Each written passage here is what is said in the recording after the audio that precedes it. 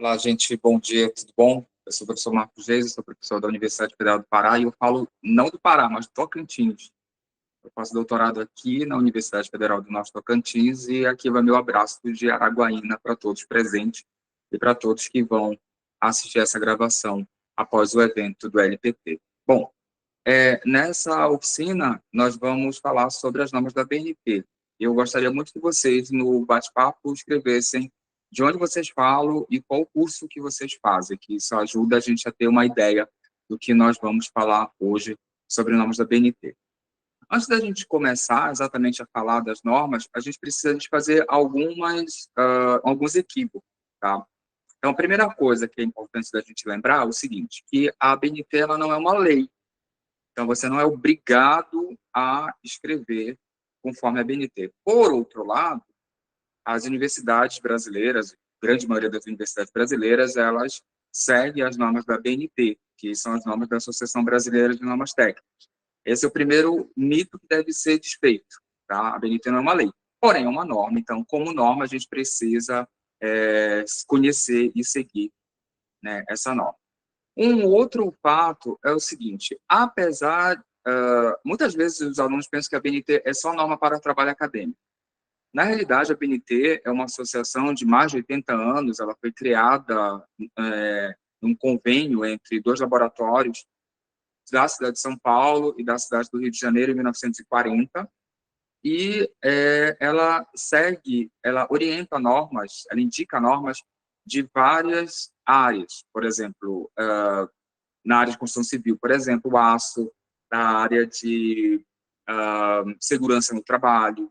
Então, são várias áreas que a BNT ela tem, o couro, por exemplo, produto couro, ela indica normas. Então, quando você está, por exemplo, no hospital, existem várias normas que os hospitais devem seguir, que são normas definidas pela BNT. Então, a BNT não é só trabalho acadêmico. Uma outra coisa, que toda vez que a gente precisa fazer trabalho acadêmico, eu já trabalho há alguns anos como revisor também, é o seguinte, quando você for fazer o seu trabalho ou passar para um revisor, é importante que você conheça ou tenha acesso ao manual de formatação da sua universidade. Então, a maioria das universidades brasileiras, elas têm um manual próprio. Esse manual segue a BNT. Porém, existem alguns detalhes que a BNT não define, e aí cabe ao manual da instituição definir. Então, por exemplo, toda vez que você for mandar o seu trabalho para revisar, ou se você for revisar o seu trabalho, apesar de existir a norma da BNT, é importante consultar primeiro o manual da sua universidade. Estou vendo aqui que tem muita gente da Federal do Piauí. A Federal do Piauí tem um manual próprio, a Unifesp, a Universidade Federal do Sul e Sudeste do Pará, onde comecei a trabalhar, tem um manual próprio, a UFPA, a universidade que eu trabalho, tem um manual próprio, enfim. Caso não tenha, aí sim você precisa consultar a BNT, tá? Então, eu estou vendo que tem gente aqui de Floriano, né, da Federal do Piauí, lá no Piauí, muita gente de Teresina, do Piauí, apesar de estarmos online, mas Teresina está muito presente. Piripiri, Estadual de Santa Catarina, Pernambuco, Inhamada, Paraíba, Paraná, né, Ponta Grossa, Ceará, e mais, muita gente, Pará, Paraopeba, sul do Pará, né? Eu sou paraense de Belém do Pará, meus vizinhos do Maranhão também estão presentes, né? Poxa, que pena, não tem ninguém em Tocantins. Estou em Tocantins, mas não encontrei ninguém ainda do Tocantins por aqui. Deixa eu ver, muita gente do Piauí, muita gente da Paraíba, Maranhão também está em peso, e mais, Sergipe presente, as Minas Gerais, terra dos queijos,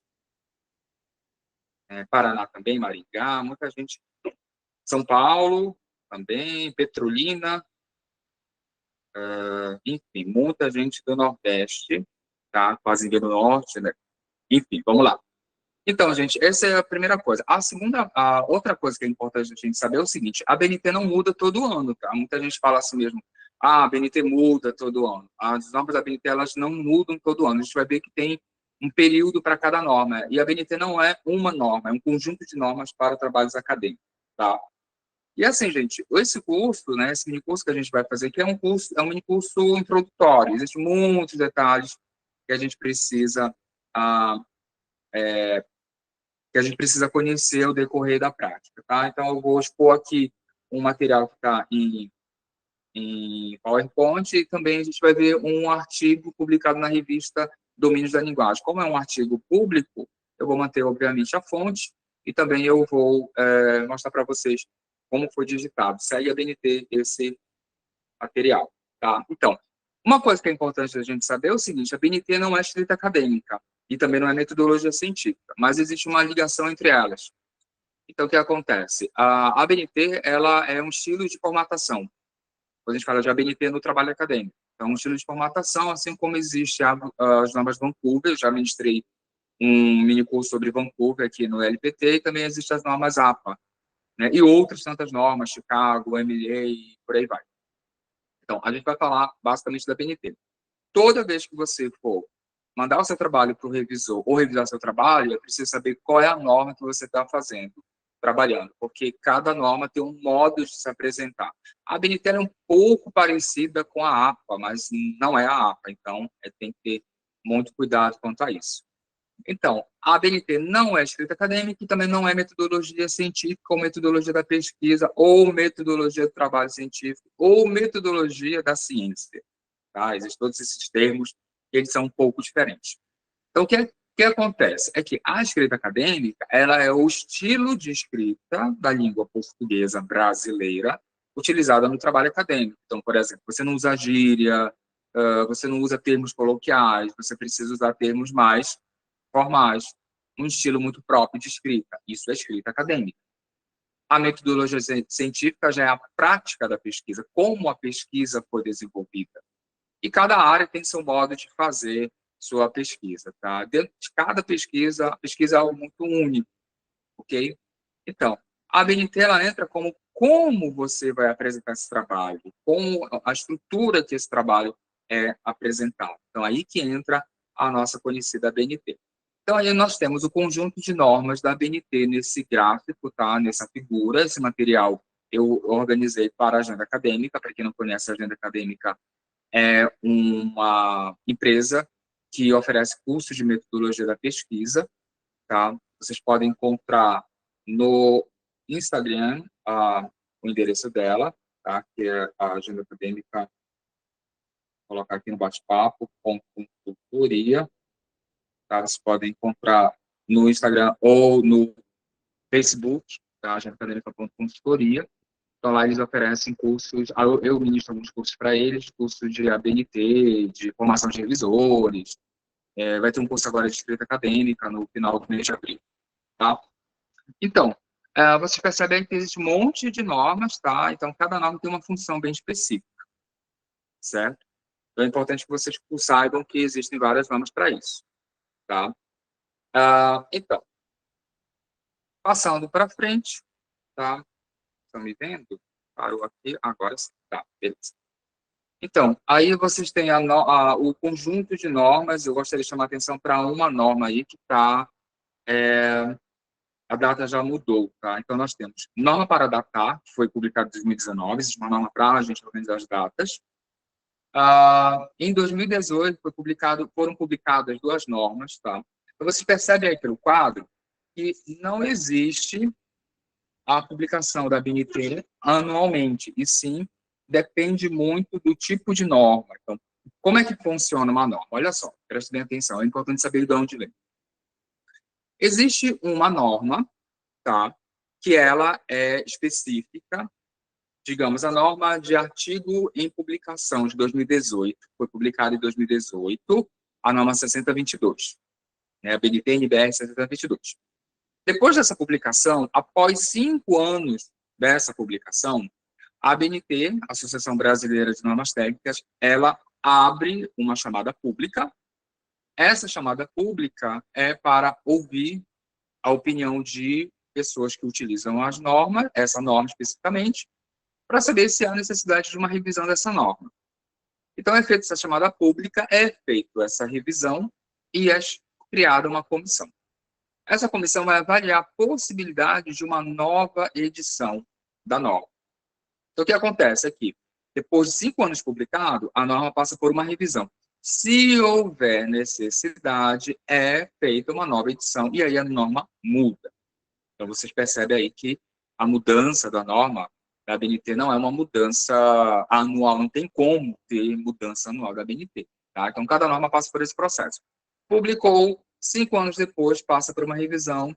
Nessa revisão, é possível ter uma nova edição, ou não.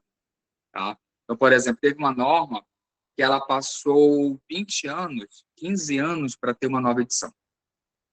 Né? Então, um bom tempo. Tá?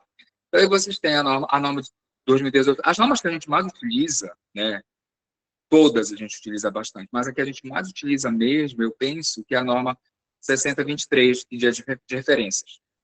Todo autor citado precisa ser referenciado, gente. Se você citou Michel Foucault, 1979, você precisa colocar na sua lista de referências qual é essa fonte, tá?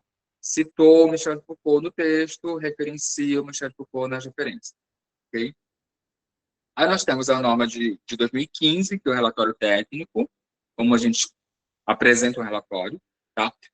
Norma não foi feita para ser gravada, norma foi feita para ser consultada. E onde consulta essa norma? A norma a gente consulta, para quem tem acesso às bibliotecas das universidades federais, a gente consulta pelo sistema da biblioteca. Tá? Eu tenho essas normas todas, geralmente eu acabo consumindo, né, comprando, mas se você puder, você pode usar consultar essas normas diretamente na biblioteca da sua universidade. Tá? Então, tem a norma de sumário, que é de 2013, a 6027, a norma de numeração progressiva, 6024, de trabalhos acadêmicos, 14724, de projetos de pesquisa, 15287, de pôster técnico. Muita gente pensa que no pôster, vocês fazem pôster de qualquer modo, pôster acadêmico, por exemplo, né, que a gente acabou transformando em pôster digital. E esse pôster, na verdade, ele tem uma norma definida, que é a 15437. Tem a norma de lombada, tá? Algumas universidades ainda usam a entrega da dissertação, da tese, do TCC impresso, e aí tem essa norma de lombada, tem a norma de índice. Índice não é sumário, são coisas diferentes, distintas. Eu queria chamar a atenção para essa norma de resumo. Essa norma de resumo, no quadro da 2003, só que ela foi atualizada. Houve uma nova edição em 2021, então de 2003 para 2021 vai o quê? 18 anos. Então você tem aí, né, 2003, 2013, 2023, 20 menos 2, 18 anos. Aí você percebe aí que a publicação da norma da BNT não é uma publicação anual, não tem como ser uma publicação anual, ok? E a norma 10.520 de citações, essa a gente utiliza bastante, e foi publicada em 2002, ou seja, a gente já tem aí 21 anos da publicação dessa norma e ela não foi alterada até agora, tá? Então, agora é importante a gente saber o seguinte, não muda o número da... O Felipe está fazendo uma pergunta aqui, a norma de resumo é de que número agora? A norma de resumo, ela não muda número, ela muda só o ano, né? Continua 128, mas é 2021, a data de publicação, tá? Norma não se muda número. Se for mudar o número da norma, automaticamente a norma deixa de ser aquela norma, passa a ser uma nova norma, tá? O que muda é o ano de publicação. Então, no caso da norma 6028 de resumo, ela tem o ano de publicação 2021, tá? Então, é importante que a gente tenha em mente o seguinte, o gênero acadêmico, né? Qual gênero acadêmico eu estou trabalhando? Então, por exemplo, aqui eu mostro o seguinte, a monografia e artigo científico. Monografia, ela é um gênero textual acadêmico diferente de artigo científico. O que é curioso é que as normas, elas entram em contradição, né? Chato tá falando isso aqui, está sendo gravado, mas por que eu entro em contradição? Porque existe uma orientação na norma 6022, que é para artigo científico, que pede que o espaçamento entre linhas seja simples. E na norma 14.724, para trabalhos acadêmicos, pede que o espaçamento entre linhas seja 1,5. Então, aí a gente vê um certo choque de orientação normativa, tá? Porque quando nós escrevemos artigos científicos, se nós formos consultar... e um ponto importante, gente, é o seguinte. Toda vez que você mandar um artigo científico para uma revista científica, formate o seu trabalho na BNT, mas consulte antes as normas da revista. Por quê? Existem algumas orientações que a BNT não define, e aí pegue papel e caneta aí, ou depois assista esse vídeo, que é tipo de fonte. Nós vemos muita gente falando que a fonte, segundo a BNT, tem que ser Times New Roman ou Arial.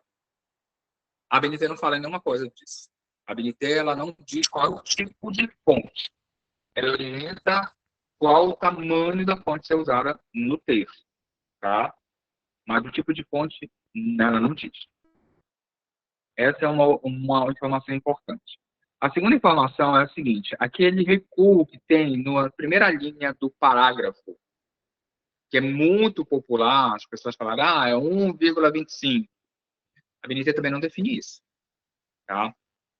Onde você vai encontrar essa orientação é no manual da sua universidade. Por isso que é importante consultar o manual da sua universidade, ok? Então, o manual da universidade ele vai ter essas informações. Qual é a fonte que eu utilizo? É Times? É Arial? É Calibre? É Kandara? Kandara é essa fonte que eu estou usando aqui nos meus slides. A fonte que eu mais gosto de usar é Kandara. Kandara, Gadugi, depois eu coloco aqui no bate-papo.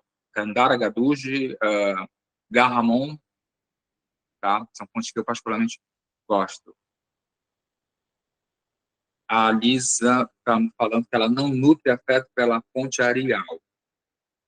Mas aí a questão depende muito da sua instituição. Por exemplo, na instituição onde eu faço doutorado, é aceito Arial e Times, né? O manual da UFNT é usado o manual e Times.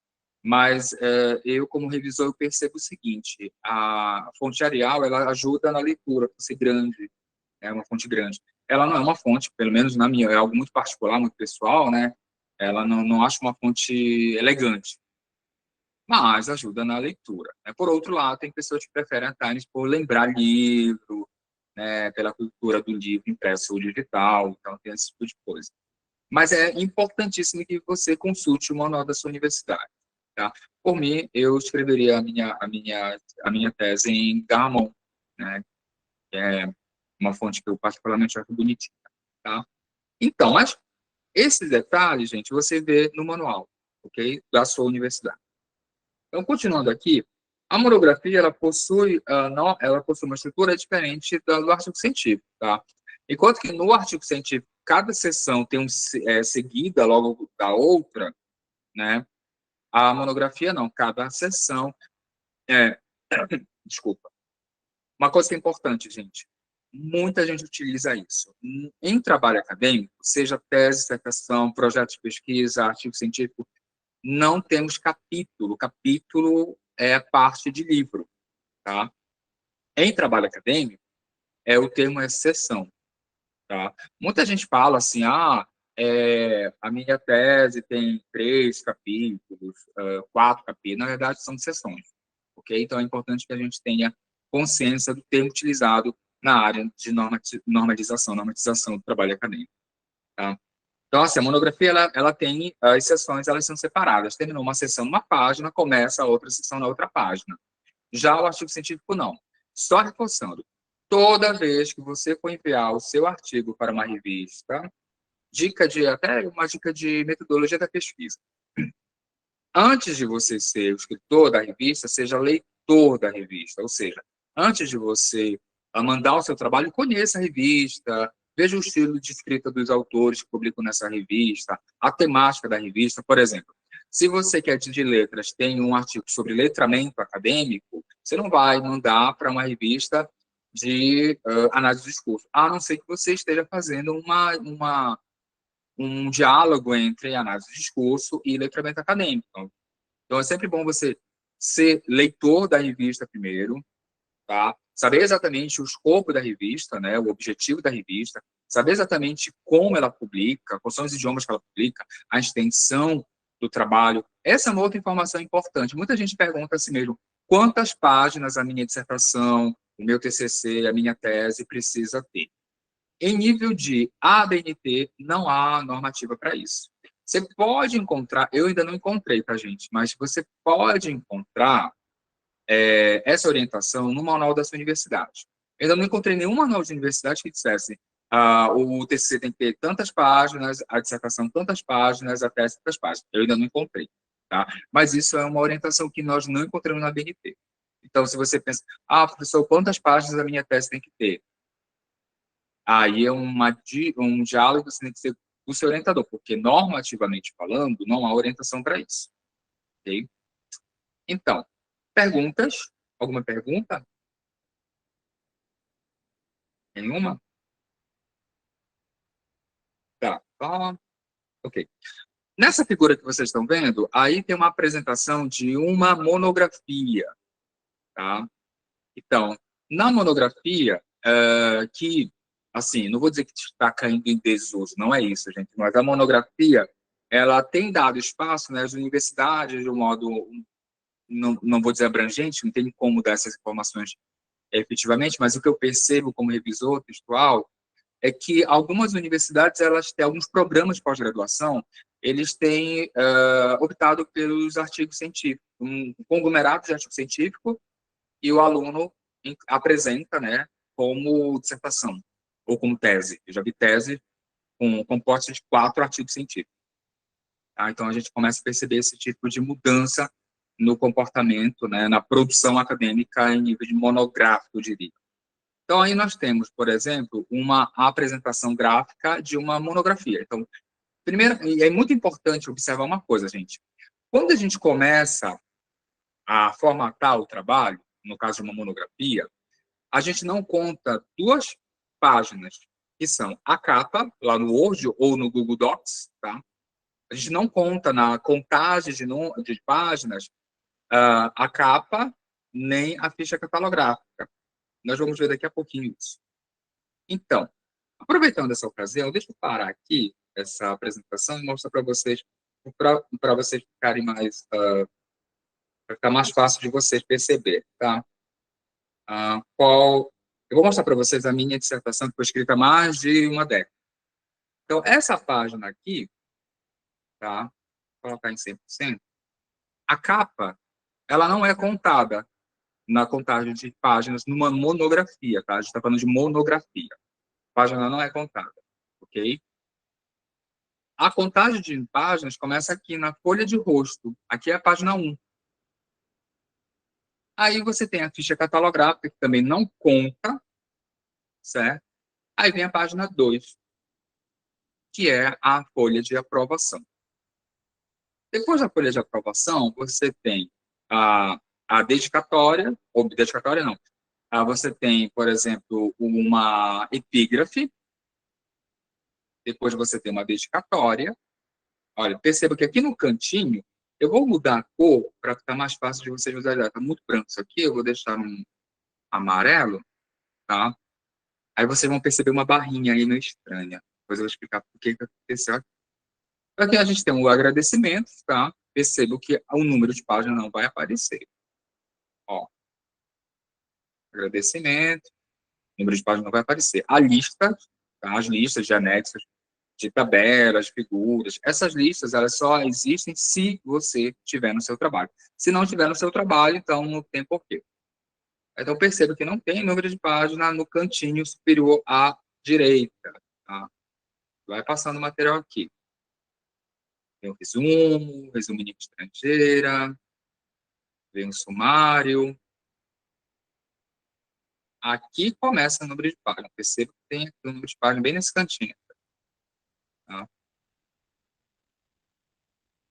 Então, assim, gente, na minha dissertação, na época, eu não conhecia na BNT, não sabia exatamente como funcionava o hoje, uma coisa assim meio vai, tá? Eu fiz isso aqui, ó, eu escondia o número da página com uma figura em cima, ó, percebam, tá? Isso é o que nós chamamos de gambiarra. Não sei se na região de vocês você utiliza esse nome, esse termo. Significa dar um jeito, tá?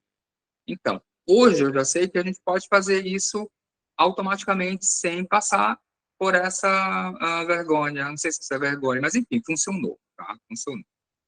Vamos lá no bate-papo, porque eu acho que tem alguns comentários legais. Vamos lá. A Lisa Mendes comenta, no curso de pedagogia que faço parte, aprovaram recentemente um novo PPP, né, Projeto Político Pedagógico, e o trabalho final do curso será não mais uma monografia, esse é um artigo. Sim, sim. Tem cursos de graduação que eles aceitam. Isso vai muito do curso, tá, gente? Isso não é a BNT, isso é uma regulamentação. Cada curso organiza de um modo. Então, tem curso que aceita artigo científico, tem curso que aceita monografia de artigo científico, tem curso que aceita só monografia. Então, isso é algo mais regulamentado. Tá? A Fátima comenta que ela faz muito isso, acho que ela está falando sobre a gambiarra. Arranjo técnico, o Felipe Caian. Nossa, que nome difícil. Depois você fala aqui no áudio para eu entender, tá? Caian. Da Federal do Piauí, a Miscelene, a Marinaldo, sou doutorando pelo programa de Ciência da Linguagem da CETES de Minas Gerais. Eu não sei fazer isso, a Flávia comenta. Tá? A Carleandra, onde que você está, Carleandra? Fala que aqui também se chama-se gambiarra. Falou certinho. Tá, obrigado, falei certinho. Caian, bem, né? Parece árabe. Árabe tem diferença de fonemas curtos e longos. Né? Então, gente, o que acontece? Para você colocar, tá? Para você colocar essa, então você percebe que o trabalho acadêmico ele é contado a partir da folha de aprovação, só que você não conta a capa e a ficha catalográfica, tá? Onde eu consigo essa ficha catalográfica? Quando seu trabalho está pronto, você solicita pelo site da sua biblioteca ou diretamente na biblioteca da sua universidade. No caso de monografia, tá? No caso de monografia, artigo científico é diferente. Depois a gente vai ver artigo científico. Então, gente, basicamente, eu queria falar isso para vocês. Aí, como é que eu posso fazer? Como é que eu posso fazer? Eu vou apagar aqui para a gente ver a questão de como, digamos que no meu trabalho, nossa, digamos que no meu trabalho eu não tenha colocado o número de página, tá? Quando é automático, isso aqui não está automático, tá, gente? Isso aqui, ó, se vocês forem ver, isso aqui é um sumário manual, tá? Eu vou abrir um Word para vocês verem como é um sumário manual. Só um minutinho. Deixar essa apresentação, tá? E abrir um Word aqui para vocês verificarem a questão do sumário automático. Então, vejam, gente, olha só. Digamos que eu escreva aqui letramento 1, letramento. Lembrando que aí eu já vou mostrar para vocês como é a apresentação da numeração progressiva. O que é numeração progressiva? Como o título de cada sessão aparece, tá? Lembrando uma coisa, gente, título não tem ponto final, tá? Não tem ponto final. Não tem. Então a gente coloca, não tem. Então, digamos que o meu primeiro capítulo, eu vou gerar esse documento, olha só. Eu vou aqui em layout da página e peço para que as margens sejam 3, ó, vejam, superior 3, esquerda 3, inferior 2 e direita 2. Isso é norma de ABNT. Em outras normas, essa margem é diferente. Ok? Então, já está ok aqui. Beleza. Eu vou pedir para que o todo do documento seja em fonte Times. Deixa eu mostrar para vocês uma fonte que eu gosto. Essa Garamond Premier. Acho legal ela, só para mostrar para vocês. Tá, coloquei essa Garamond Premier. Times. Vamos imaginar que seja uma Times. Tamanho 12. Então, a fonte na BNT, para o texto, o título, o corpo do texto, é 12. Para referência, também é 12. Agora, para citação direta longa, a gente vai ver o que é essa citação direta longa, tem que ser menor que 12. Aí precisa consultar o manual da sua universidade. Tem universidade que pede que seja 11, tem manual que pede que seja 10. Então, isso é uma coisa que a gente tem que consultar o manual da universidade. Então, digamos que a minha primeira sessão seja a introdução. Muita gente estranha, né? Mas a introdução ela é numerada, tá, gente? Introdução é numerada, tá? Não tem ponto depois do número. O ponto na BNT é só no meio dos números, tá? No final não aparece.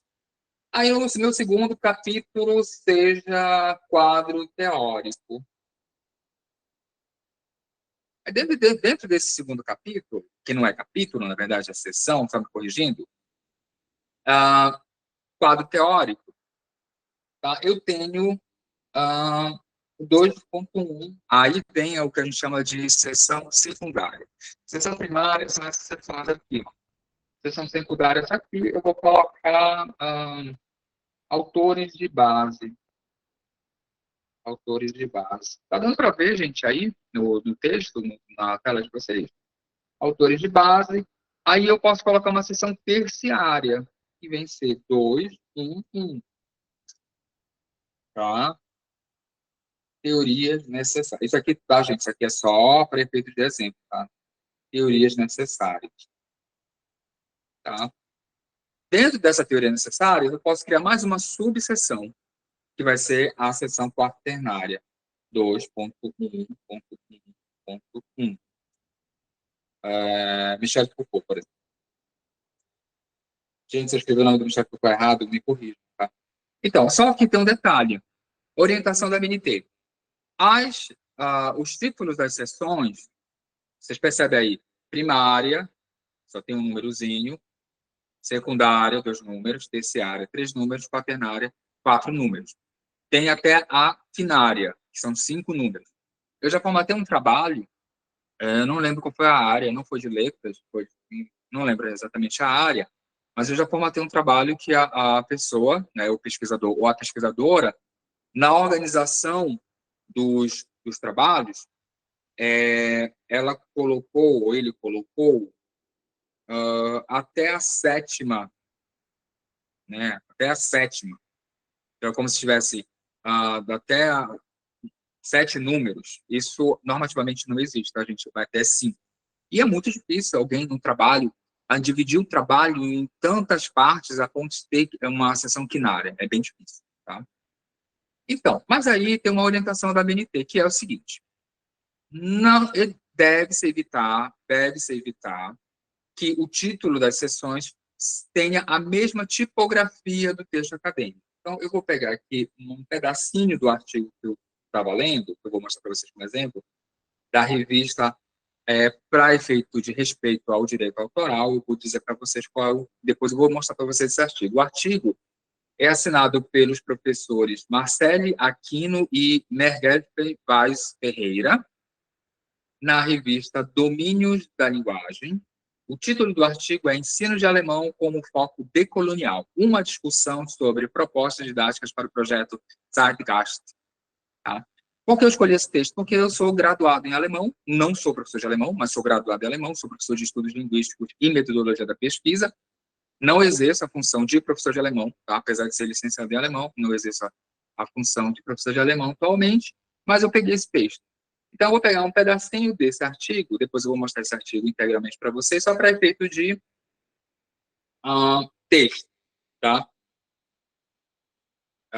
E eu vou colocar aqui. Não tem nada a ver com o Michel Foucault, isso aqui. Então, gente, mas aí o que acontece? Olha só. Se no meu texto, a minha fonte do texto, do corpo do texto, veja isso aqui, onde eu estou marcando de vermelho, é o corpo do texto, o que a gente chama de corpo do texto. A fonte é tamanho 12, espaçamento 1,5. Onde é que eu vejo isso? Tem aqui, ó, no menu do Word, página inicial, parágrafo. Você vai bem aqui. Aqui tem que ser, ó, sempre recuo. Esquerda 0, direita 0, primeira linha 1,25, espaçamento 0. Não se coloca número de espaçamento, a gente, antes e depois, é 0. E espaçamento 1,5. Bem aqui que a gente vai escolher 1,5. Tá? Fonte, tamanho 12, espaçamento 1,5. Sempre assim no corpo do texto. Só que o título das sessões não pode ter a mesma tipografia, a mesma forma que o corpo do texto, tá? Então, o que vai acontecer? Primeira sessão tende a ser toda em negrito, tá? Eu espero que vocês consigam ver, aumentar aqui o zoom, tá? A primeira sessão, essa fonte não ajuda muito a gente ver o negrito, né? Eu vou colocar para Arial, você tem gente que não gosta de Arial, a Lisa não gosta, mas vai facilitar na nossa observação. Então, a primeira seção vai ser caixa alta, tá? Negrito. A segunda seção vai ficar caixa alta, não negrito. A terceira seção, geralmente, isso aqui, gente, pode mudar de uma universidade para outra, tá? Depois eu vou mostrar como é que muda. A terceira seção é minúsculo, negrito. A quarta seção que tende a ser itálico, justamente porque os títulos das seções devem ser diferentes do título do corpo do texto. O corpo do texto é único, é normal, tá? Espaçamento em meio. O título das seções, para cada tipo, tem que ser diferente, tá? Então, vamos ver aqui se tem alguma pergunta. O ponto antes do nome da seção facultativo ou não tem pela norma mesmo? Não tem.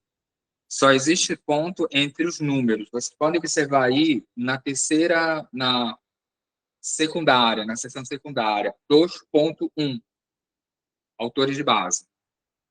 Tá? Os pontos na BNT só existem entre os números, não no final da apresentação dos números. Tá bom? Essa é uma pergunta do Lucivânio Santana. Eu estou vendo que o pessoal está perguntando muito sobre gravação. Como a gente já informou no início da atividade, essa oficina está sendo gravada. Ok? Os slides, infelizmente, não vou poder disponibilizar. Tá? Os slides, vocês vão poder ter acesso, obviamente, na gravação, mas disponibilizar, infelizmente, não vou poder disponibilizar para vocês, porque ele é de um outro âmbito, que eu estou usando por ser da minha autoria, mas é de um outro âmbito. Tá? Uma pergunta aqui do Vinícius Prudente. Quando termina uma sessão, a próxima começa na próxima página? Isso eu falei logo no início, em relação à monografia. Monografia, terminou a sessão, começa na outra página, a próxima sessão. Tá? Subseção não. Subseção você continua na mesma página, mas a outra sessão você vai passar para outra página. Deixa eu mostrar aqui para vocês no caso da minha dissertação de mestrado. No caso da minha dissertação, ela tá de amarelo, gente, só para ajudar Deixa eu voltar aqui, porque ele vai... e uma coisa importante, tá? O papel tem que ser branco, tá? Eu coloquei aqui mais por uma questão de observação, mas o papel tem que ser branco, não pode ser colorido, tá? Então, vou voltar aqui para branco para mostrar essa questão, essa dúvida do colega. Então, quando você tem uma sessão, aqui, você tem uma sessão que terminou, aí a próxima passa para cá, tá? E uma observação importante, tá, gente? Que a gente está falando dessa questão dos títulos das sessões é o seguinte: percebam, considerações iniciais está centralizado. Sessões que o título não tem número, fica centralizado. Sessões que o título tem número, fica à esquerda. Esse caso que eu estou fazendo aqui. Entenderam? Então, sessão numerada, à esquerda, o número. Seção não numerada, o título fica centralizado no caso de uma monografia. É por isso que num trabalho monográfico, TCC, tese, dissertação de mestrado, a referência, né, a lista de referências, você coloca a referência centralizado, porque ela não é numerada, ok? Outra informação que eu vou sempre lembrar para vocês, introdução, segundo a BNT, tá, gente? Introdução e conclusão tem numeração, tá? Muito orientador diz que não, né? Diz que não precisa, mas normativamente falando, sim. Mas se o seu orientador disser assim, não precisa de numeração, aí tudo bem, tá? Porque, vamos pensar, existe uma escala. Quando você escreve uma dissertação, você deve satisfações, obviamente, você deve consultar o seu orientador. A primeira pessoa a ser consultada é o orientador. Se ele não define, né, o que você precisa fazer, no caso de uma formatação, ele provavelmente vai te orientar a procurar biblioteca. Se na biblioteca você não consegue essa orientação, aí você corre para a BNT. Mas é sempre bom você ter essa visão geral da BNT, ok? Então é importante observar isso. Títulos de sessões sem numeração é centralizado. Título de sessões com numeração é à esquerda. Espaçamento 1,5, Tá? Tamanho 12, espaçamento 1. Vamos às perguntas. Lucivane, tem como exemplificar até a quinta seção para ver como ficariam os tipos textuais distintos? A quinta seção, basicamente, o que acontece? Tá? Vejam, vamos lá para esse Word que tem as seções aqui. Tá? Basicamente, gente, vejam, com aquilo que eu falei para nós, o título da seção ele tem que ser diferente tipograficamente do corpo do texto, ou seja, não pode ser simples, minúsculo. Tá? Então, o que acontece? Você tem aí a primeira seção. Deixa eu aumentar aqui um pouco a luz. A primeira seção maiúsculo, tá? Todo maiúsculo negrito. A segunda,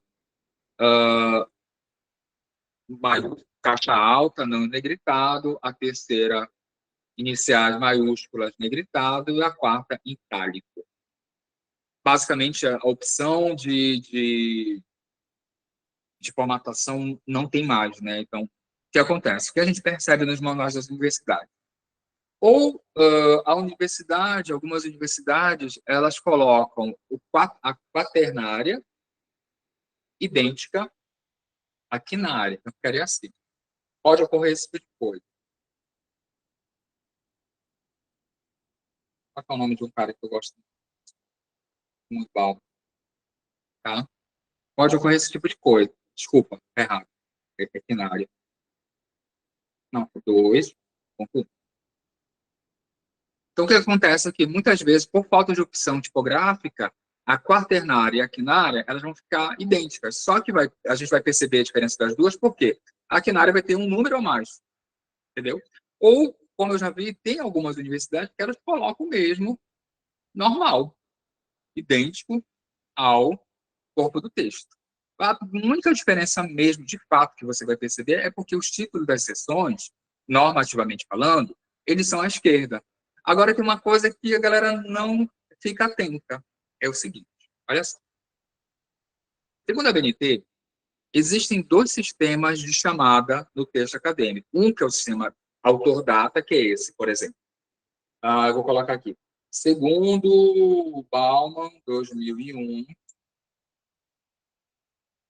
a modernidade líquida, quem já estudou Bauman sabe que ele cunhou essa expressão, a modernidade líquida é tal, tal, tal, tal.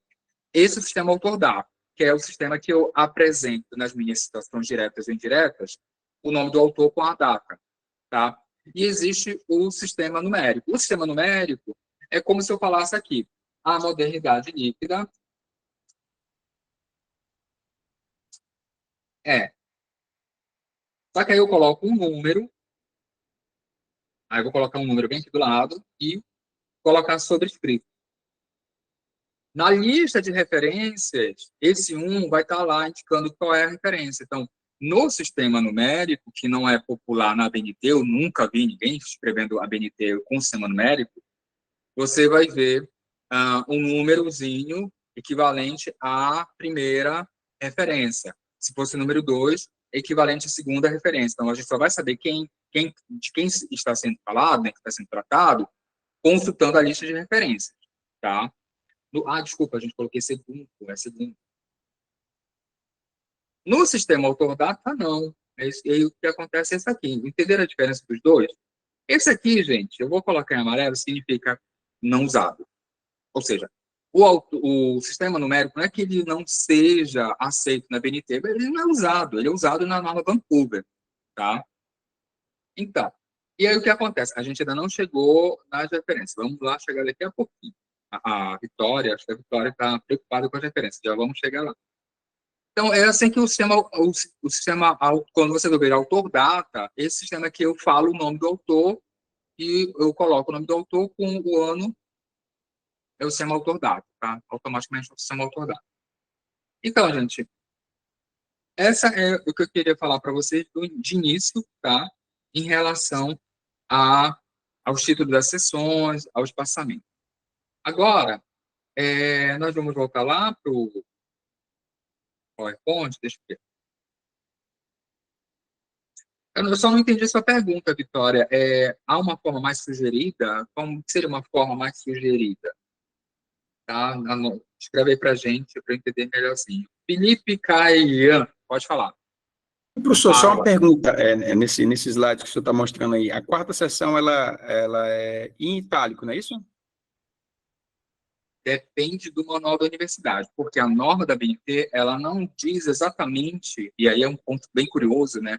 Ela não diz exatamente como deve ser a tipografia. Ela apresenta, dá um exemplo lá, mas ela não deixa exatamente como deve ser. Então, por exemplo, você tem essa opção aqui que eu estou mostrando para vocês, tá? A primária, que são essas, eu vou colocar em vermelho, secundária, terciária, quaternária, quinária. Tem outras universidades que elas colocam isso aqui, ó, em itálico, a quaternária e a quinária, e tem outras universidades que elas colocam a quinária normal. Então, depende muito do manual. É preciso você consultar o manual da sua universidade para saber exatamente como... Aí, se você consulta o manual da universidade e ele não diz exatamente como devem ser as sessões, a saída é pegar pelo exemplo. O que é pegar pelo exemplo? É você ver como é que está o sumário desse manual da sua universidade para realmente saber como é que deve ser apresentado o sumário. Tá? E como é que a gente faz sumário automático? Vamos lá, fazer um sumário automático rapidinho. Olha só. Quando eu estiver escrevendo o meu trabalho, eu vou clicar no título da primeira sessão e eu vou bem aqui, ó, nessa parte aqui que eu estou mexendo com o mouse, não sei se vocês conseguem ver, tem bem aqui, olha, título 1, ó, só que ele está com uma tipografia diferente, né? O que é que eu faço? Eu clico com o meu botão direito, vou em modificar e aqui eu vejo o quê? Eu vejo que ele está em calibre, não é calibre a fonte, é a Arial que eu estou usando, não pode ser 16, tem que ser 12, tem que ser em negrito, tem que ser à esquerda e a cor tem que ser preta. Gente, informação importante. Texto na BNT tem que ser digitado em cor preta, em tom preto, ok? O papel tem que ser A4, branco, cor preta. A fonte tem que ser cor preta. Ah, professor, mas é aquele link de internet que fica azul. Tira, tem que ficar preto, sendo sublinhado, tá?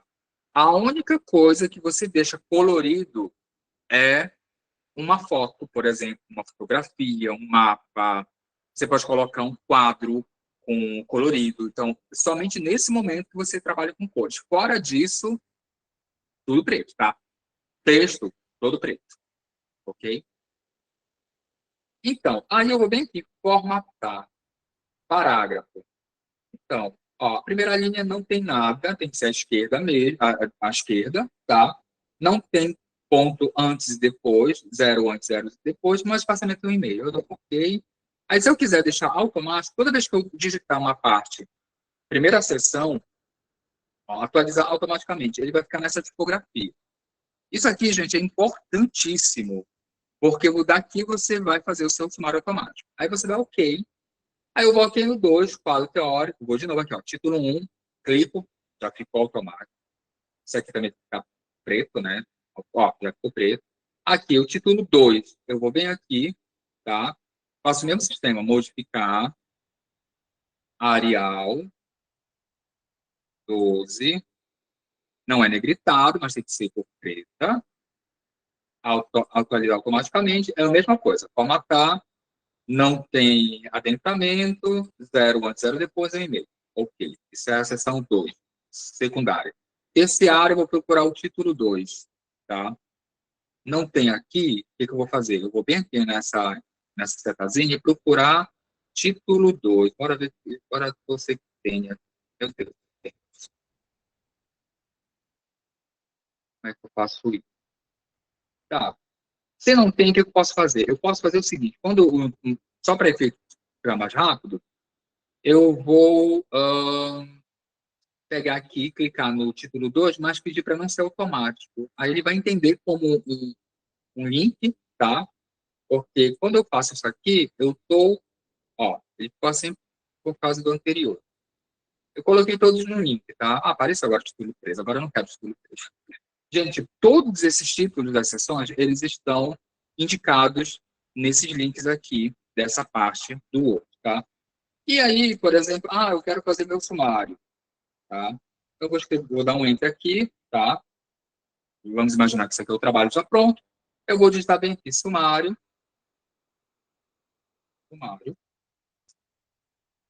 Vai ser centralizado, porque não é uma parte numerada. Eu vou bem aqui em referência, sumário, personalizar sumário. Ele vai gerar um sumário automático. Ele tem nível 3, até, por exemplo, se você usa os 5 níveis, você vai colocar 5 aqui, ó. Mas se você está usando só 3, como é o meu caso, tá ok, ó, apareceu o sumário automático. Tá? É assim que a gente faz sumário automático. E aqui ele está colocando sumário, porque ele está linkado aqui, mas vamos tirar desse link e deixar normal. Centralizar. Se eu quiser atualizar o meu sumário, tem duas formas de atualizar. Posso atualizar o número de página ou o sumário inteiro. Eu vou em referências, atualizar sumário. Ele me pergunta, atualizar apenas o número de página ou atualizar o índice inteiro? Hoje eu utilizo o termo índice, mas índice não é sumário, tá, gente? Índice é uma outra coisa. O que a gente está falando aqui é de sumário. Então, desconsidere esse termo do Word. Aí você dá OK. Olha só. Né? Já ficou OK. Só está faltando uma coisinha aqui. Eu acho que é o 2.1 que eu não coloquei, né? Eu esqueci do 2.1. Vou colocar aqui nota título 2. Atualiza o sumário de novo. Seleciona, vai em referência, atualizar sumário, índice inteiro, que não é o índice, é o sumário inteiro. Agora apareceu. O que eu vou fazer? Eu estou usando a Arial, então eu vou bem aqui, Arial 12, tá? Justifico. Aqui eu não posso ter, tem que ser bem juntinho do texto, tá, gente? Da margem. Aqui, ó. O sumário tem que ser centralizado no negrito, tá? Caixa alta. É centralizado porque é uma parte do trabalho acadêmico que ele não está sendo numerado. Então, sumário, e aqui você tem sumário automático. Um sumário automático é bem simples. Tá? Isso vale também para as figuras, por exemplo. Vamos ver como é que a gente faz uma figura aqui. Digamos que eu coloque aqui, vamos imaginar, vou pegar aqui um quadrado. Imagine que esse quadrado é uma figura. Tá? Eu clico com o meu botão direito nessa cruzinha bem aqui do canto. Tá? Deixa eu ver aqui uma imagem, gente, que eu possa colocar, eu possa mostrar para você. Tem uma aqui que é coisa de política. Vou pegar uma imagem do Free Pick, tá? Vou copiar uma imagem daqui, Free Pick, e mostrar para você mais atenção. Eu peguei essa imagem, tá? Coloquei a fonte, evidentemente. Como é que a gente formata a imagem? A BNT ela não fala exatamente o tamanho da imagem, ou do mapa, ou do gráfico. Ela diz que é preciso ter uma apresentação mais nítida possível. Nesse caso aqui, é preciso, você pode manter colorido, a não ser que você queira deixar em escala de cinza, mas você pode deixar colorido. Então, a imagem, ela é centralizada. Como é que eu coloco legenda? Né? Eu clico, coloco o mouse em cima da imagem, clico com o meu botão direito, vai aparecer esse menu. Tá? Percebe que vai aparecer esse menu. Bem aqui tem o inserir legenda. No caso da BNT, a legenda fica acima, acima do selecionado até aqui. Figura 1, já aparece. Figura 1. Aqui você pode escolher se é figura, se é equação, se é gráfico, se é ilustração, imagem, mapa. Lembrando uma coisa, gente, se o seu trabalho tem figura, automaticamente você precisa fazer a lista dessa figura. E essa lista vocês vão perceber como é que a gente faz agora automaticamente. Então, primeiro, você tem a figura, faz a legenda dela, que é o que eu estou fazendo agora, coloca aqui a figura, acima do item e dou OK. Certo? Aqui, ó, figura. Aí eu posso colocar 2 pontos ou posso colocar traço, tá? Vai depender muito da sua instituição. Aí é texto acadêmico. Vamos dizer que o título a legenda dessa figura é texto acadêmico. Tá? Texto acadêmico, geralmente, orientação centralizado, fonte do mesmo texto, estou usando Arial, né? Tamanho 11 ou 10. Simples. Geralmente o espaçamento é simples, ou 1,5. Vamos deixar 1,5. tá? Coloquei fonte tamanho 11, está muito grande. Vou colocar 10, porque Arial é uma fonte grande. Aqui, gente, é importante consultar o manual. Por quê? Tem universidade que pede que esse nome aqui, figura 1, fique em negrito, tem universidade que pede que não fique em negrito. Geralmente, elas mostram com exemplos, tá? E embaixo, nós colocamos a fonte. Fonte, sei lá, www.freepik.com/. Essa fonte vai ser tamanho 10. A fonte de baixo realmente fica tamanho 10, espaçamento 5. Percebam que eu coloquei aqui um link, né? Eu gerei a legenda do trabalho, é um link. E, por exemplo, eu quero fazer a minha lista de figuras automática. Eu vou lá, vai ficar antes do sumário, evidentemente, tá? Lista de figuras. Vai ficar centralizado a caixa negrito, porque é uma parte do trabalho que não é numerada. E aí eu vou dar um Enter e procurar bem aqui de novo. Referências, inserir índice de ilustrações, ó, figura. Mas eu não quero figura, eu quero gráfico. Olha o que vai acontecer. Não tem gráfico. Nenhuma entrada de índice de ilustrações foi encontrada. Me enganei, é figura. Novamente, referências e inserir índice de ilustrações. Figura, dou OK. Vai aparecer. Automático. Tá? Como é que a gente faz manual? Manual, gente, você tem que estar conferindo a página. Isso é um pouco cansativo. Então, a gente está numa fase assim, de muito estresse. O que a gente faz? O manual é mais ou menos isso aqui. Ó. Eu vou inserir um quadro, mais ou menos assim. Aí eu coloco figura 1. Figura 1. Título da figura. Texto. Eu mesclo aqui. A saída é mesclar a célula. Texto acadêmico. Vocês percebem que dá mais trabalho, né? O manual dá mais trabalho. Página 3. Né? Mas eu tenho que organizar isso aqui, né? Então vai ficar o quê? Nada de negrito. Ó. Isso aqui tem que ficar junto do termo figura. Número de página tem que ficar mais à direita. Tem que ter esses pontilhados para ajudar no índice. Tá?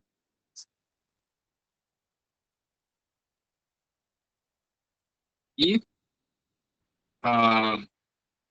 eu clico no botão direito para selecionar, ou clico nessa cruzinha para selecionar o quadro e vou bem aqui para apagar as bordas. Só que dá mais trabalho, né, gente? Trabalho, o índice, a lista de figuras manualmente, ela dá mais trabalho que se for automático. Automático, toda vez que você tiver uma figura, você gera a legenda automaticamente e lá você, quando for gerar a lista, vai aparecer lá a lista de figuras, que é algo mais prático. Vamos aos comentários.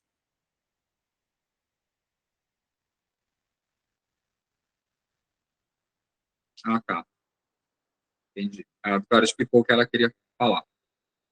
A Bruna pergunta, os trabalhos de conclusão de curso obrigatoriamente precisam ser uma monografia? É aquilo que eu falei logo antes. Depende de cada curso, depende do regimento do curso. Por exemplo, alguma pessoa aqui na frente falou que no curso de pedagogia que ela faz, o novo projeto político pedagógico pede que seja artigo científico. Então, essa informação você tem que conseguir lá na direção do seu curso, tá? Ou no próprio site, muitas vezes eles colocam o perfil do curso no próprio site do curso, tá? Então, aí, no caso, depende muito de cada curso. Que mais?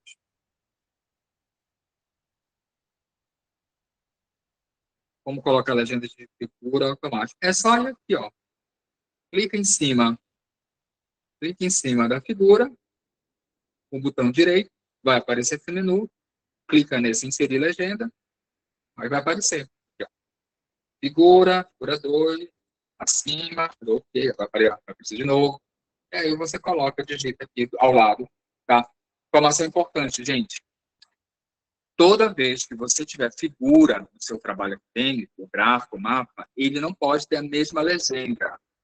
Legenda e figura são coisas únicas. Então, por exemplo, se você coloca, sei lá, alguém está fazendo, vamos lá para a Bahia, não tem nenhum baiano aqui, vamos lá para Piauí. Você está fazendo um trabalho em que você vai apresentar 2 vezes o mapa do Piauí, tá? Então, nesse trabalho, você vai colocar figura 1 ou mapa 1, mapa do estado do Piauí. No segundo mapa, você já coloca outra coisa, mapa do estado do Piauí, aspectos geopolíticos. Mapa do estado do Piauí, aspectos demográficos. Não pode ficar a mesma legenda. Se for a mesma legenda, você coloca, sei lá, por exemplo, no mapa dá para a gente fazer categorias, né? Mas, por exemplo,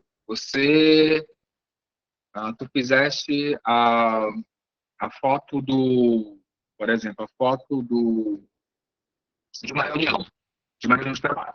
Então, foto 1, traço, reunião de trabalho, entre parênteses 1.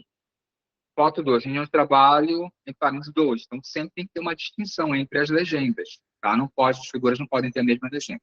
Tem que ter distinção entre elas. Perguntas? Então, gente, vamos lá para as citações, tá? Então, a gente já viu aqui essas partes de monografia. A monografia, ela só tem o número da página contado a partir da folha de rosto, porém, o número da página ele vai aparecer no canto superior à direita, mas somente a partir da introdução. Por isso que você vê um trabalho, você não vê o número de páginas. Quando chega na introdução, tem lá 12, 15, que já foi contado antes, só que não aparece, só vai aparecer a partir da introdução, tá? Então, vamos falar de artigo científico agora. O artigo científico, ele tem uma... Eu vou mostrar para vocês, passar um pouquinho rápido, por causa do tempo. Olha aqui. Aqui a gente tem uma comparação entre o artigo científico e a monografia. Do lado da tela, do lado esquerdo, né, do lado esquerdo, a gente tem a estrutura de uma monografia. E do lado direito, a estrutura de um artigo científico. Percebam que a monografia ela tem muitos detalhes, o artigo científico é um pouco mais simplificado, mas de qualquer modo dá trabalho. Então, a monografia ela tem elementos externos e elementos internos. O artigo científico não. Os elementos externos da monografia é quando ela é impressa, quando, por exemplo, tem universidades que não aceitam mais a monografia, TCC, dissertação impressa, tudo online. Mas tem outros que aceitam, tá? Outros que pedem. Então, o que acontece? Quando você não tem os elementos externos, que é capa e lombada, tá? Só um minutinho, deixa eu ver se eu consigo pegar aqui um livro para mostrar para vocês. Ó. Basicamente, isso aqui. Ó. Isso aqui é a capa. Isso aqui é a capa. Imaginemos que isso aqui é uma monografia impressa. Ou um TCC, uma dissertação, uma tese. Isso aqui é a capa, tá? A lombada é isso aqui. Então, isso são os elementos externos de uma monografia. Coisa que nós não temos num artigo científico, tá? Já os elementos internos, a gente tem os elementos pré-textuais, textuais e pós-textuais.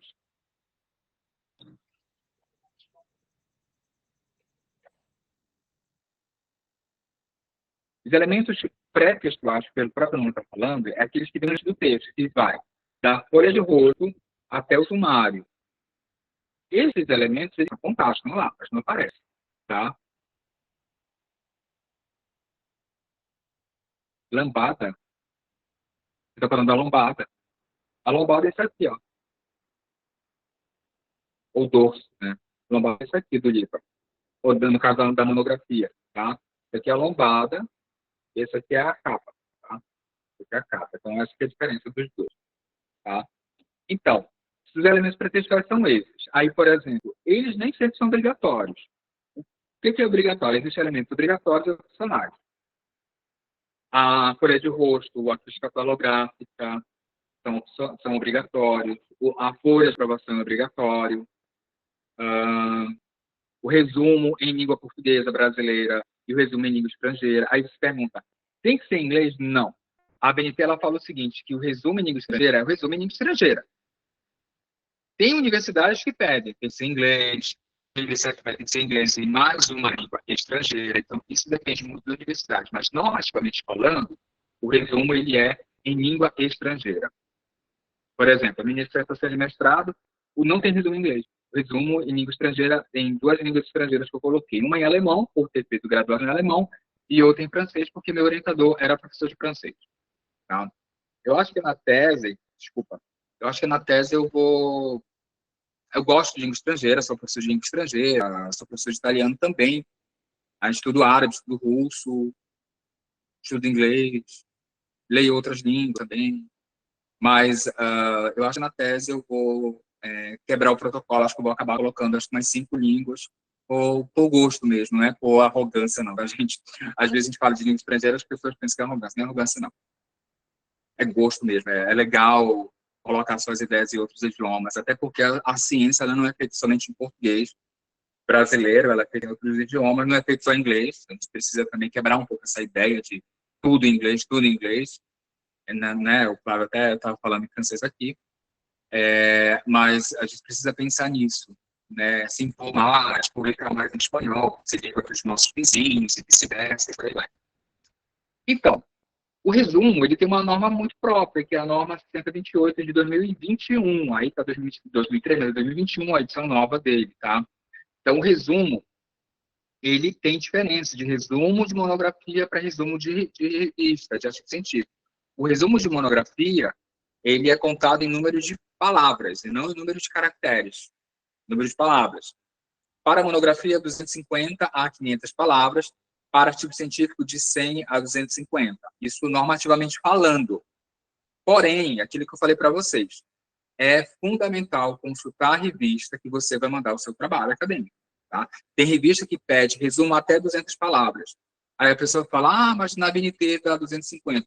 Mas a revista ela tem autoridade para definir suas normas. Ela segue a BNT? Segue. Mas raramente alguma instituição segue a BNT 100%. Até porque é impossível seguir a BNT 100%. Por quê? Como eu já falei para vocês, existem orientações da BNT, ou melhor, existem orientações necessárias ao trabalho acadêmico que a BNT não tem. Exemplo, recuo de primeira linha no parágrafo, tipo de fonte, ok? Então é importante perceber isso. Então existem elementos que são obrigatórios e elementos que não são obrigatórios. Tá? Exemplo, ilustração. O meu trabalho não tem foto, então não tem por que ter lista de foto, lista de imagem. O meu trabalho não tem quadro, então não tem lista de quadro. O meu trabalho tem muito mapa, aí tem que ter lista de mapa, ok? Então, os elementos textuais eles vão da introdução até a conclusão. Por isso que eles são numerados. Por isso que é importante numerar os elementos textuais, que são da introdução até a conclusão. Tá? Então, você não coloca no trabalho, gente, pelo amor de Deus, não coloque no trabalho acadêmico os títulos das sessões com introdução, desenvolvimento e conclusão. Isso mostra uma certa imaturidade acadêmica. Isso é uma orientação de escrita acadêmica, tá, gente? Não é de ABNT. Você precisa colocar os títulos que devem ser colocados. Então, você vai trabalhar com multiletramentos, coloca multiletramentos, alguma coisa. Metodologia. Pense em títulos que realmente representem aquela seção do seu trabalho. E não coloque 1, introdução, 2, desenvolvimento, 3, conclusão. Que isso mostra muita imaturidade acadêmica. Tá? E nós temos elementos pós-textuais, que são aqueles depois do texto, que geralmente são a lista de referência. Existem outros, existe apêndice, existe anexo, existe glossário, existem esquemas. Então, esse material é da monografia. Agora, no artigo científico, não tem. O artigo científico ele não tem capa, ele não tem folha de rosto. Ele pode ter folha de rosto e capa, caso a universidade tenha o artigo científico, como é o exemplo que a moça colocou aqui no grupo, caso o trabalho final de curso seja um artigo. Então, talvez a universidade peça uma capa, uma folha de rosto, uma folha de aprovação, mas o corpo do artigo científico ele é muito diferente, tá? Que é o que a gente vai ver agora. Vou sair daqui e a gente vai ver um artigo científico que eu peguei da revista Domínios da Linguagem. Vamos lá.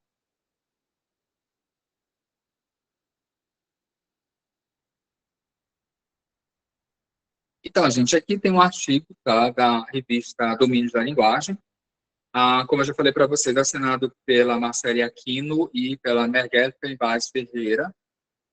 Ensino de alemão com um foco decolonial, uma discussão sobre propostas didáticas para o projeto Zeitgeist. Então, e percebam que não tem capa. É o título e os autores logo abaixo. Tá? Uma coisa importante, uma dica de metodologia da pesquisa, o mundo acadêmico. Todo pesquisador tem que ter ORCID, ou ORCID, como se fala em inglês, né?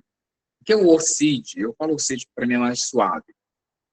O ORCID, ele é uma numeração única, que cada pesquisador tem. Quando você entra no site orcid.org, você cadastra o seu currículo, é como se fosse um currículo Lattes, só que lançado no ORCID. Então, a vantagem do ORCID em relação ao Lattes foi justamente isso. O Lattes, você coloca, por exemplo, no meu caso, meu nome oficial é Marco dos Reis Batista. Aí você colocava lá Marco dos Reis Batista, aparecia só um currículo, o meu nome. O máximo que aparecia próximo era um outro rapaz da Bahia, que é Marcos Vinícius, alguma coisa, Reis, ou Batista, eu não lembro agora. Mas, por exemplo, você tem Francisco da Silva Costa. Quantos Francisco da Silva Costa tem? Então, o ORCID já trabalha com número. Então, por exemplo, o número do meu ORCID, ele é único. Ele não vai ser duplicado. Então, se você digita o meu ORCID, você vai encontrar automaticamente apenas um. Vai aparecer próximos, mas único, só esse. Você está entendendo? Então, essa é a vantagem. Então, toda vez que quem não tem ORCID, por favor, preencha o seu ORCID, porque as revistas, tanto... não dá para a gente falar mais em revista nacional. A gente tem que pensar que nós estamos integrados no mundo, que o que a gente escreve aqui é lido lá na China. O que é escrito lá na China é lido aqui. Então, a gente tem que ter esse cuidado quanto ao que a gente escreve. Então, por isso que é importante ter o ORCID. Tá? Então, fica a dica para a gente, não é uma dica, é um pedido, tenhamos ORCID. E aí nós temos o resumo, tá? Que você já conhece, o resumo. Agora, um ponto muito interessante, gente, a BNT, ela pede que no resumo seja numa língua ativa, né? Num português ativo, e não na voz passiva, e sempre na voz ativa. Busca-se, encontra-se, e aí tem um ponto de escrita acadêmica que eu queria chamar a atenção, que não é o nosso foco aqui, mas é interessante lembrar. O seguinte, até um tempo atrás, existia um forte movimento, uma forte orientação, que nós somos obrigados a escrever o trabalho acadêmico usando a primeira pessoa plural, investigamos, analisamos, ou em pessoal, a investiga-se, analisa-se.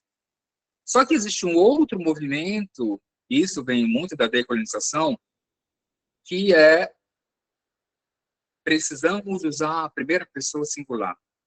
Eu pesquiso, eu analiso, eu verifico. Tá? Então, aí é uma questão de você constar o seu orientador. Tem orientador que aceita numa boa, mas tem orientador que não aceita. Tem banca que não aceita. Então, preste bem atenção nesse ponto. Não vou falar mais, eu dá vontade de falar outras coisas. No final do mês eu vou ministrar um curso sobre escrita acadêmica. Quem quiser depois falar comigo, tá? E aí é importante perceber isso, gente. O resumo, ele não deve ter também, isso aqui é orientações da BNT, já. Voltando para as orientações da BNT, o resumo não deve ter citação direta. O que é citação direta? É quando você está lendo um texto e você copia um trecho daquele material e coloca no seu trabalho acadêmico. Esse trecho ele tem que ter a autoria, você tem que ter o nome do autor, tem que ter o ano, tem que ter a página. Professor, mas não tem a página. A BNT não orienta isso. O que a gente percebe nas revistas é que se coloca não paginado, ou S.P. sem página. Então, fiquem atentos sobre isso. Ponto interessante, gente, pelo amor de Deus, é fundamental. Todo material que você for usar no trabalho acadêmico, anote, tenha o cuidado com a fonte, porque é muito triste você estar escrevendo a sua dissertação do mestrado ou a tese de doutorado e você coloca uma citação lá, direta ou indireta, e não sabe qual é a fonte. Aí você manda para o revisor e você fala assim para o revisor, olha, procura essa fonte aqui para mim que eu não sei qual é a autoria. Isso mostra, desculpa a expressão, uma certa falta de compromisso com o seu trabalho, uma falta de cuidado, ok? Então, e aqui nós temos as palavras-chave. Uma outra orientação que a BNT não define é o número de palavras-chave, que na área de saúde, não sei se tem alguém da saúde aqui, na área da saúde nós chamamos de descritores. Mas tem diferença? Tem diferença. Palavras-chave, ou, desculpa, palavras-chave são termos livres que são usados no trabalho acadêmico.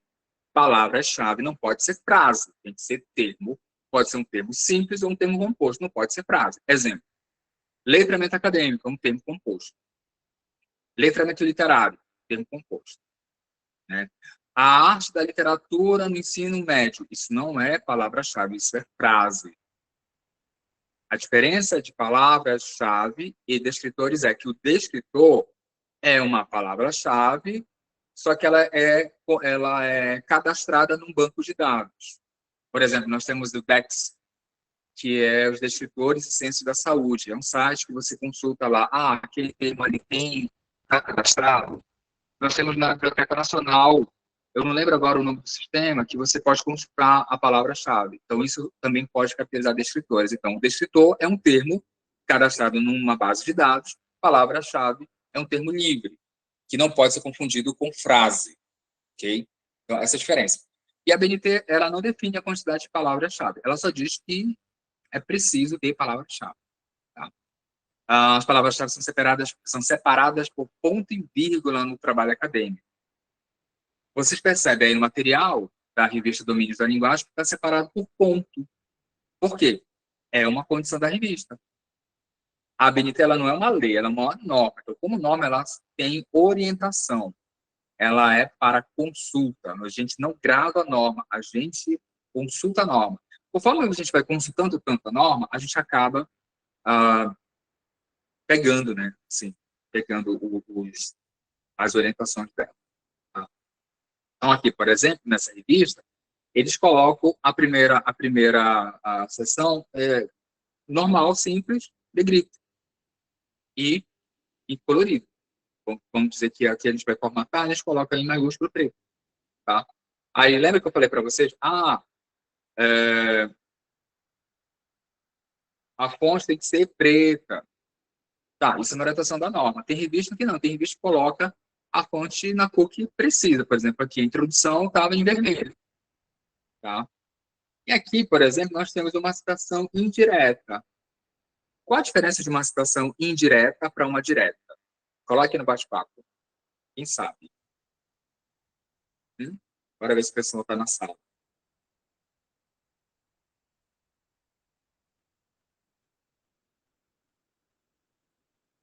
Direta entre aspas.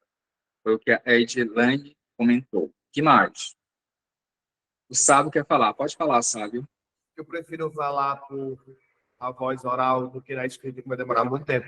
Mas na minha concepção de escritor e nessa concepção já de estudante vestibulando, a gente via as citações diretas não só pelas aspas, como também pelas palavras que eram colocadas diretamente com o nome do autor.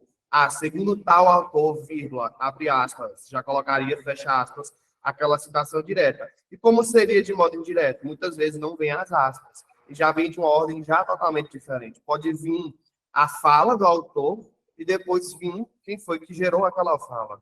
Então, eu vejo que tem essas questões assim que podem mudar entre uma e outra, que vai dizendo se é direta ou se é indireta. Você pode parafrasear, pode citar, tem várias formas de intertextualidade no meio disso. Uhum. É isso mesmo. Alguém colocou direta, escrita do autor, indireta, entendimento segundo o autor. A Flávia e teve outra pessoa, a Fátima, colocou direta, tá? Como o autor fez na obra, indireta, parafraseando. Isso mesmo. Então, não é uma questão só de aspas. A direta, curta, que na ABNT é contado por número de linhas, tá? A direta curta, até 3 linhas, ela é, entre aspas, dentro do corpo do texto. A direta longa, que passa de 3 linhas digitada, ela acaba sendo reduzida. Por exemplo, vamos pegar aqui esse material, vamos imaginar, isso aqui, eu peguei e passei para o meu trabalho. Essa é nitidamente maior que 3 linhas, tem mais de 3 linhas. O que eu vou fazer? Se é uma citação direta longa, ou seja, acima de 3 linhas, eu vou passar para um tamanho de letra menor, 10 ou 11. Vou aqui no parágrafo colocar 4 centímetros para a esquerda. Não tem adentramento de primeira linha e o espaçamento fica simples. Ó, aqui é uma citação direta longa. Ela acaba saindo do texto, criando basicamente um outro parágrafo, só que um adentramento de 4 centímetros, o espaçamento entre linhas passa de 1,5 para simples, e o tamanho da fonte passa de 12 para 10 ou 11. Tá? E aí tem um detalhe, muita gente pergunta, professor, tem uma linha em branco antes e depois? Depende da universidade, a BNT não pede isso. Tá? Percebam como é importante conhecer também o manual da sua universidade?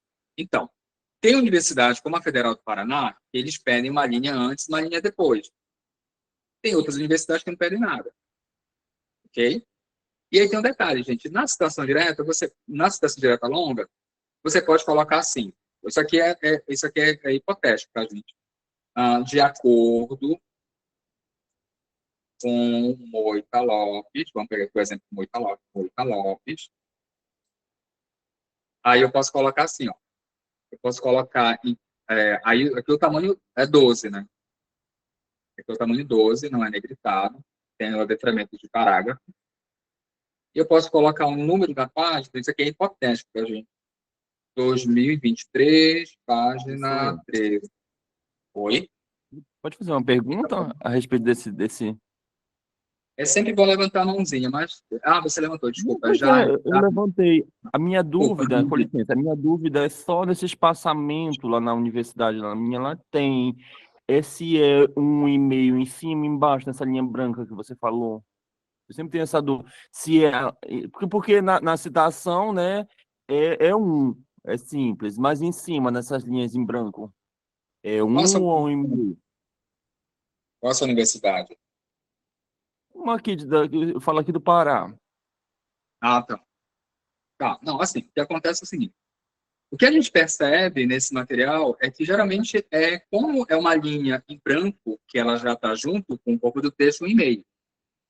Só que não existe nem manual, nem norma que diga se essa linha em branco é um e-mail, que é a orientação do corpo do texto, ou se essa linha em branco é conforme a citação direta, que seria 10, no caso, né? Estou usando 10 aqui, simples.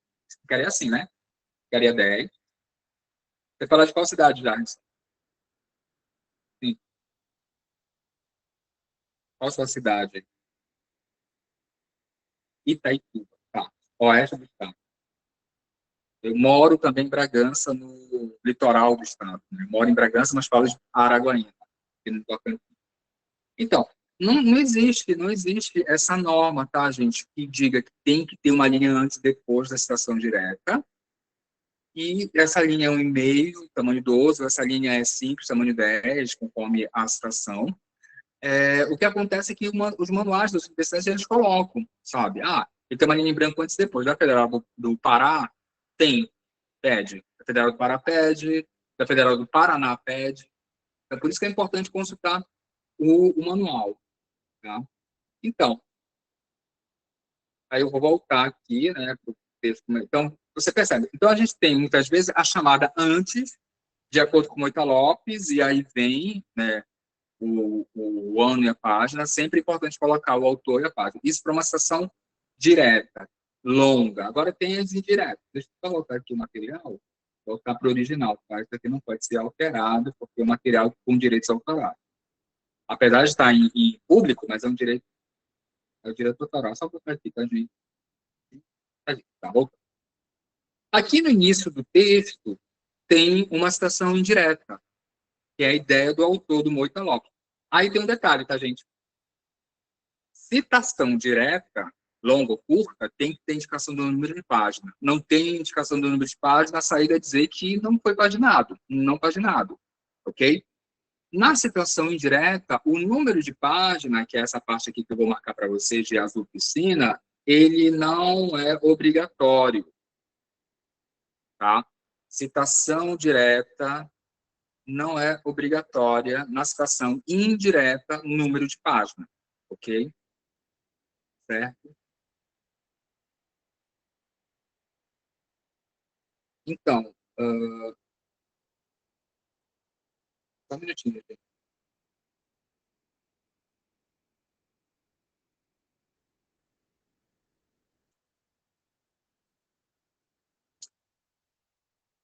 Ok? Então, citação direta, ou melhor, citação indireta, não é obrigatório o número de página. Eu até sugiro que vocês não coloquem o número de página na citação indireta. Por quê? Quando você coloca o número de página numa citação indireta, dá a ideia de que aquela ideia do autor está só naquela página que você parafraseou. E pode ocorrer em outras páginas. Entendeu? Então, assim, eu sugiro que não coloque. Mas, se você quiser colocar, nada proíbe. É opcional. Na citação indireta. Na direta, é obrigatório. Ok? Então, muito cuidado com as siglas, tá, gente? Aqui, olha, a pessoa colocou a linguística aplicada, LA. Se você está usando uma sigla para uma determinada palavra, você não pode colocar, por exemplo, uma sigla para duas palavras, como eu já vi num trabalho acadêmico, a pessoa colocou linguística aplicada LA, língua adicional LA. Isso na leitura causa confusão.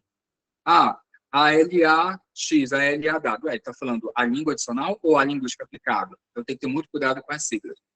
Tá? Então, bom, basicamente essa era a diferença que eu queria falar para vocês. Agora tem um ponto aqui que eu queria chamar a atenção também. Tá? Citação é o que mais causa dúvida nos alunos. Como nós estamos chegando nos últimos 20 minutos do nosso curso, eu vou deixar aberto para as dúvidas de vocês no bate-papo ou no áudio. Tá? Então, a gente já falou de citação. Vamos falar rapidamente, antes de eu deixar em aberto, vamos falar rapidamente das referências. Tá? Só um minutinho, gente, eu vou passar aqui o material para a gente ver referência.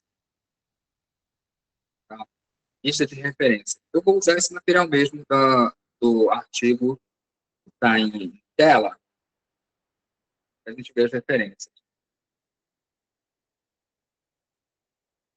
Então, gente, olha só. Primeira coisa, eu vou falar rapidamente sobre referência, depois vocês podem tirar dúvida comigo no WhatsApp. Vou deixar meu WhatsApp aqui com vocês, tá? Primeira coisa, o corpo do texto, ele é espaçamento e-mail, tamanho 12.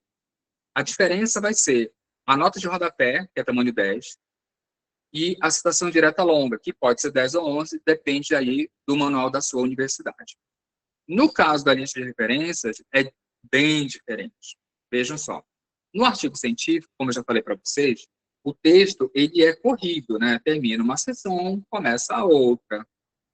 Ok? Ó. Termina uma sessão, começa a outra sessão, e assim vai até a referência. Na monografia, a referência ela fica centralizada em outra página, porque é uma outra parte do trabalho. Tá? Ó, nesse caso aqui, a referência fica aí o quê? Centralizada, né, em outra parte do trabalho. Mas como é artigo, fica assim. Então, vamos lá. Quando nós temos uma referência de revista, e aqui está equivocado, segundo a BNT, referência de revista, preste bem atenção. Ah, eu trabalhei muito, a gente trabalha hoje com artigo científico.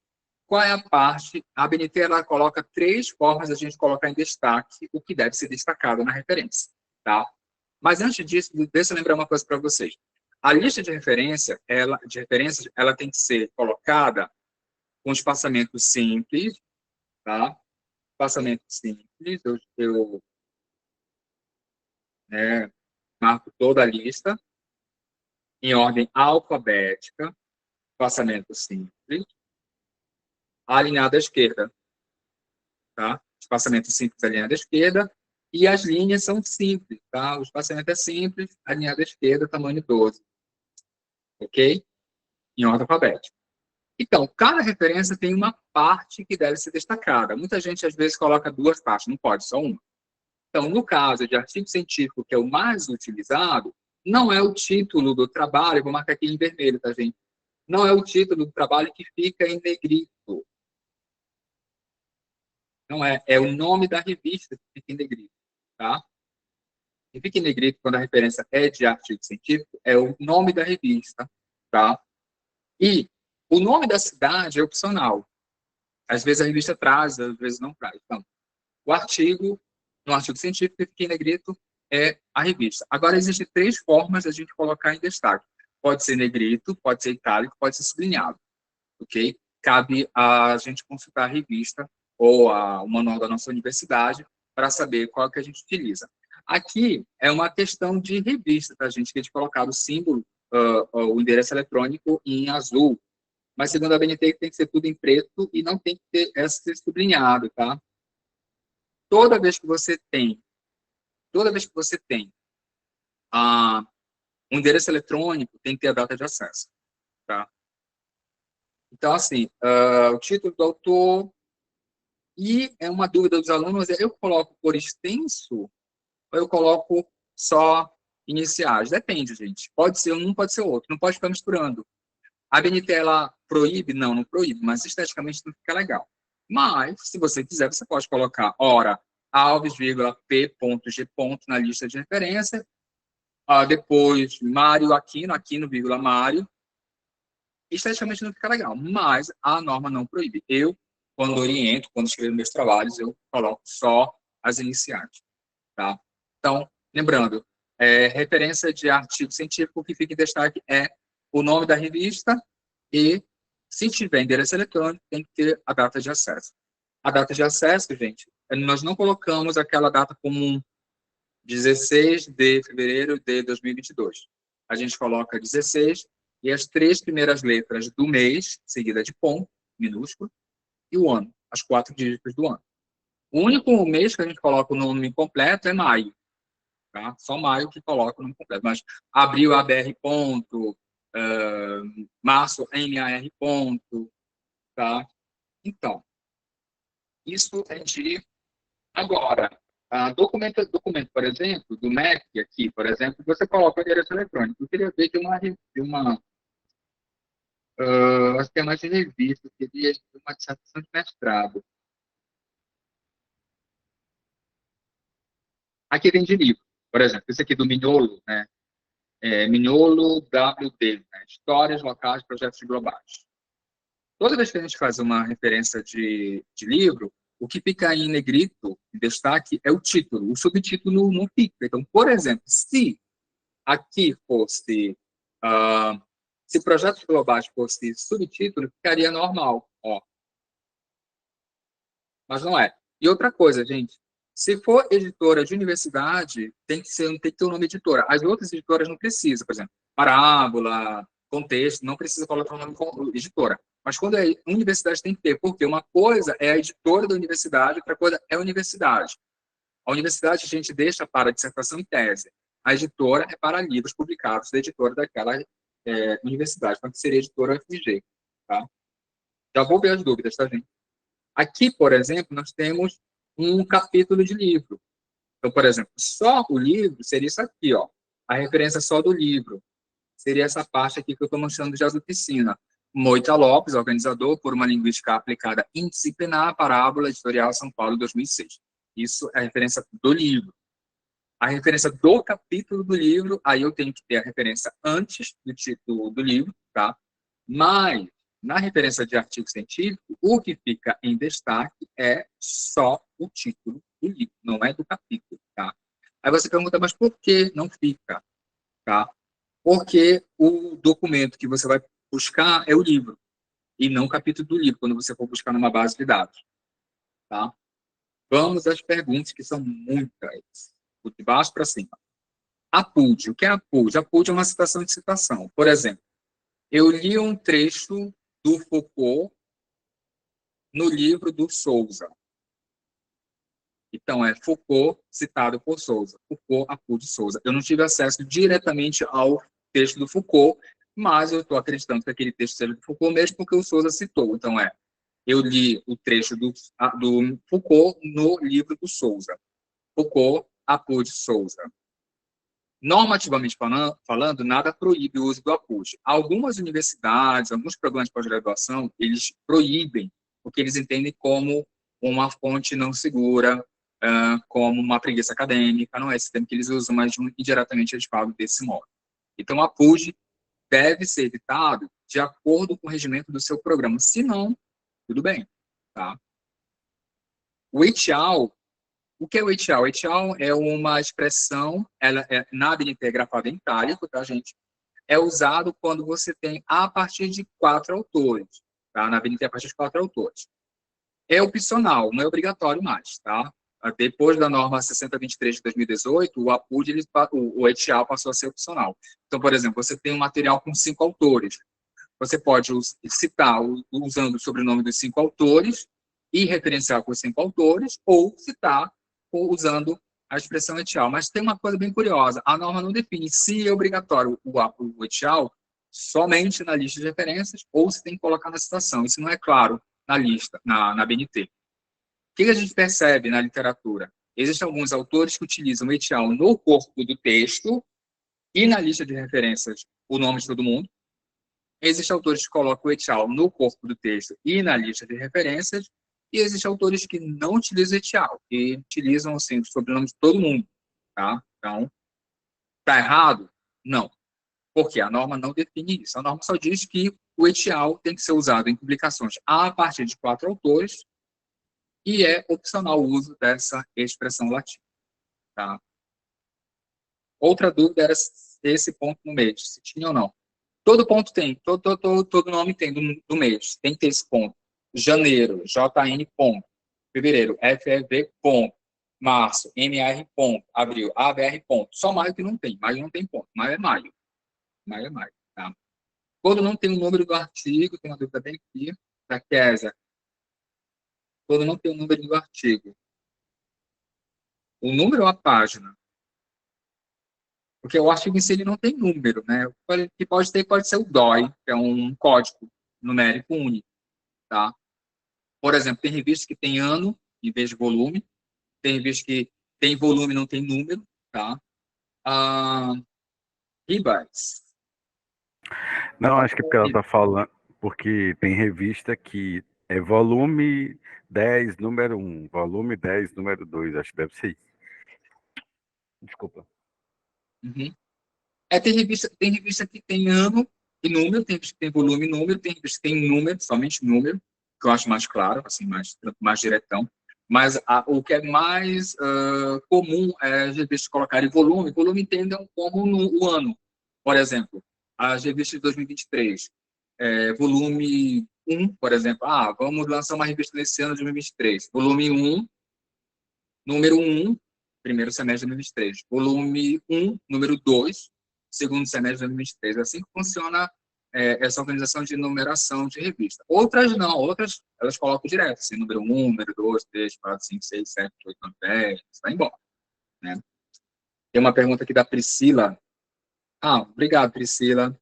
Deixa eu ver se tem mais perguntas aqui em cima. O Jarlis, eu não sei se é Jarlis ou Jarlis, ele falou que ele sempre deixa um e-mail a um número antes e depois, tá? Eu vou deixar aqui meu contato, gente, caso vocês precisem de tirar mais dúvidas. O tempo é curto, né? É muita coisa para a gente falar sobre a BNT, mas eu vou deixar aqui com vocês o meu contato, só um minutinho. Eu